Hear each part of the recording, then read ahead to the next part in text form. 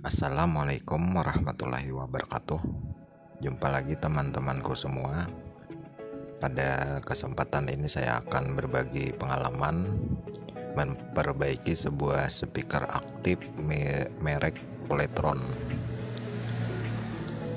Speaker ini baru saja diantar pemiliknya, yang katanya itu kerusakannya adalah kalau dihidupkan KWH-nya jeglek atau trip.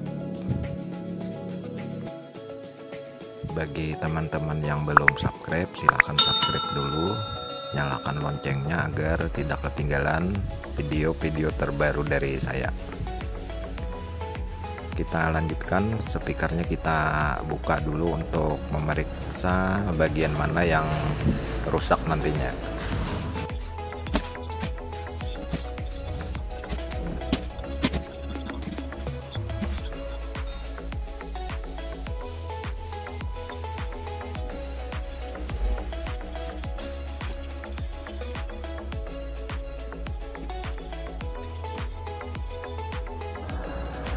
Ya, semua kabelnya sudah saya lepaskan. Kita lihat bagian belakang dari mesin speaker aktif Polytron ini. Ya, ini masih terlihat bersih karena belum pernah diperbaiki. Jadi yang saya cek pertama kali itu adalah MOSFET power supply-nya. Untuk speaker Polytron ini tidak menggunakan transistor, tetapi menggunakan MOSFET. Jadi jangan salah ganti nanti ya kalau teman-teman memperbaiki speaker aktif Polytron.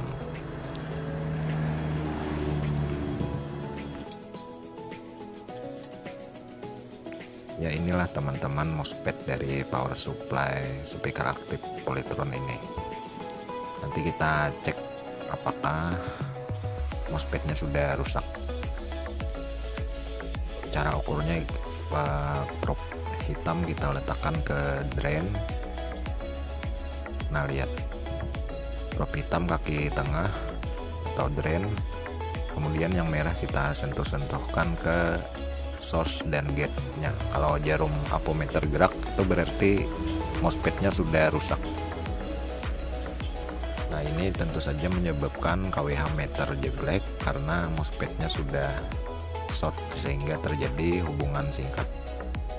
Jadi kita lepaskan dulu MOSFET-nya, nanti kita lihat berapa nomor seri dari MOSFET tersebut.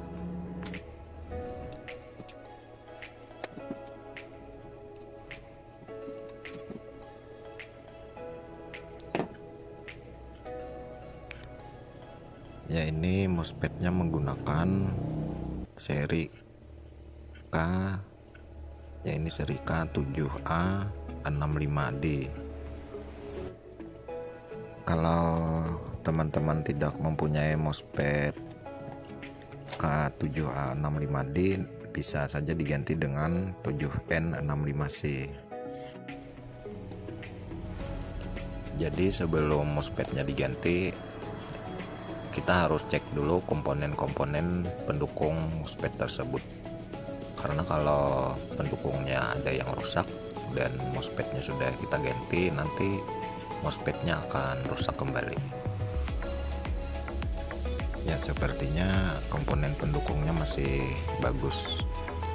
Cuma untuk optocoupler dan TL431-nya itu biasanya tidak pernah saya ukur, langsung saya ganti saja. Karena biasanya kalau MOSFET-nya itu rusak diikuti oleh optocoupler dan TL431-nya. Jadi kita lepaskan dan nanti kita ganti saja teman-teman.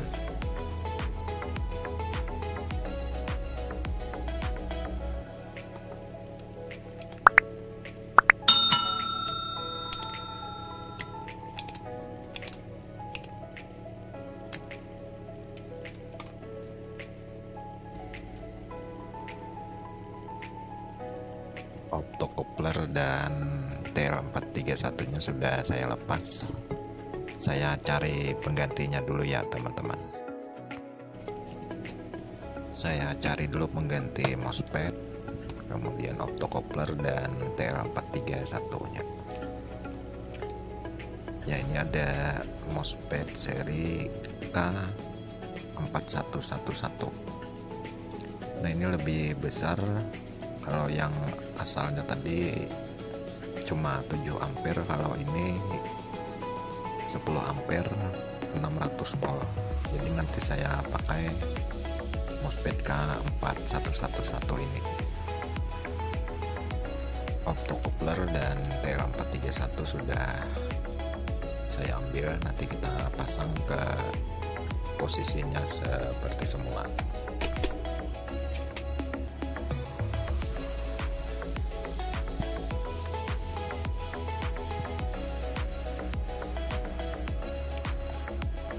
TL431 dan optocoupler sudah saya pasang, kemudian saya lanjutkan untuk memasang MOSFET-nya.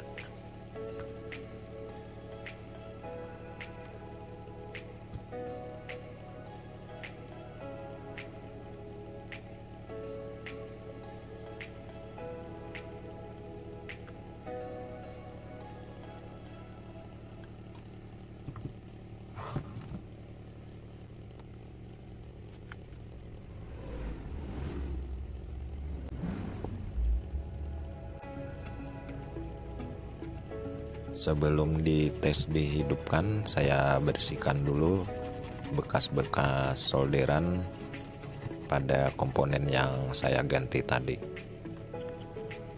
Ya, sekarang saatnya kita coba hidupkan.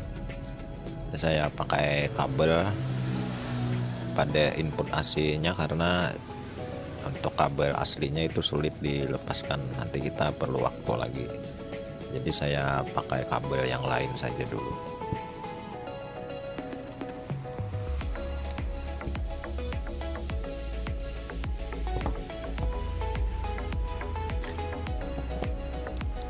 Kabel apometernya langsung saya solder ke elko saja ya teman-teman. Jadi biar mudah sambil kita hidupkan, nanti sambil kita lihat apakah power supply-nya ini masih jelek atau apakah tegangannya sudah ada yang keluar.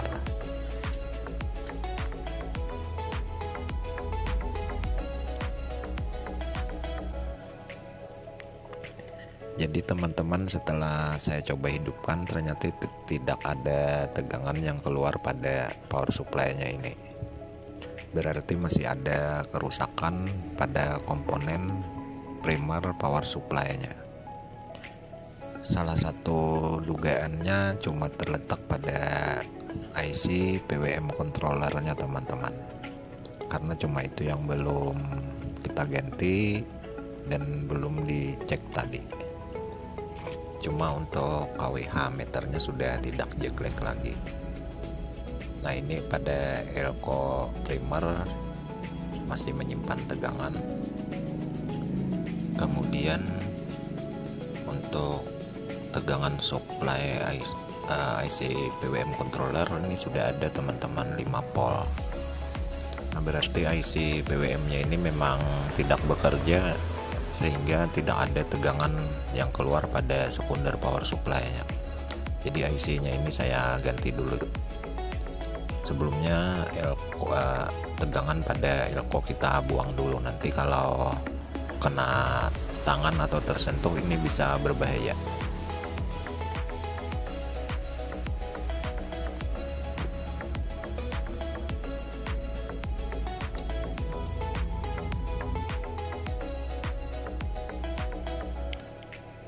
Saya lihat dulu IC PWM controllernya ini menggunakan nomor berapa.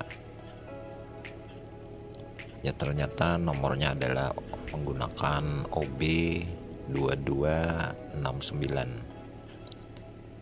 Nah, IC PWM controllernya menggunakan OB2269. Saya lepaskan dulu IC PWM controllernya. Kita menggunakan solder saja ya teman-teman.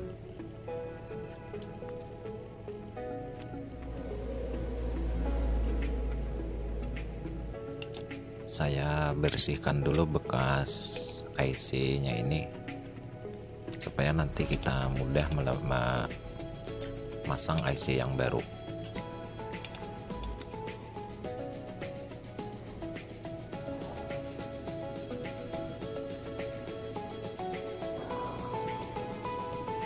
Ya, IC-nya akan saya ganti, dan arah pasang IC-nya jangan sampai kebalik ya teman-teman. Ingat pada posisi semula. Nanti kalau pasangnya kebalik atau arahnya salah, nanti bisa rusak lagi power supply-nya.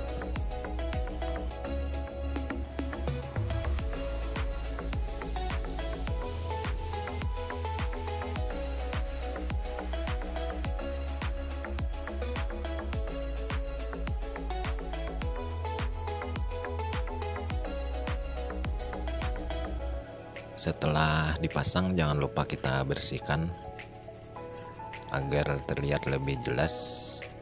Takutnya nanti ada kaki-kaki atau pin IC-nya yang saling bersentuhan. Kita coba hidupkan lagi ya teman-teman. Kabel apometernya kembali saya solder langsung ke kaki elko-nya.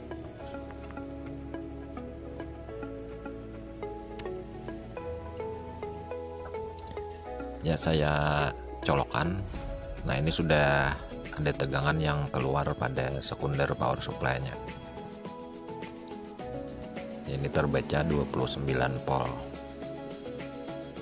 Nah, berarti power supply-nya sudah bisa bekerja teman-teman.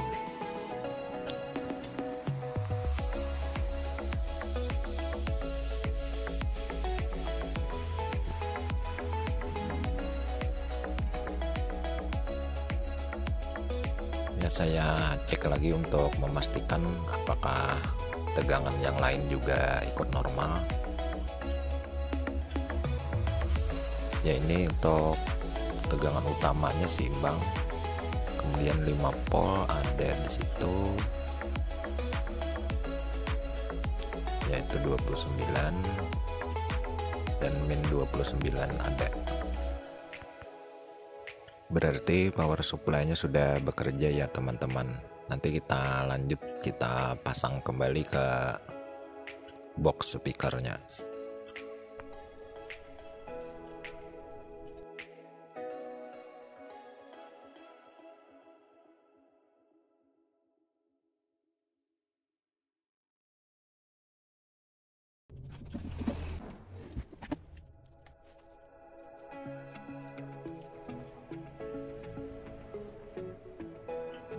Ya, saya coba hidupkan. Ya, display-nya sudah muncul. Kita coba menggunakan input audio ya. Semoga suaranya tidak ada masalah.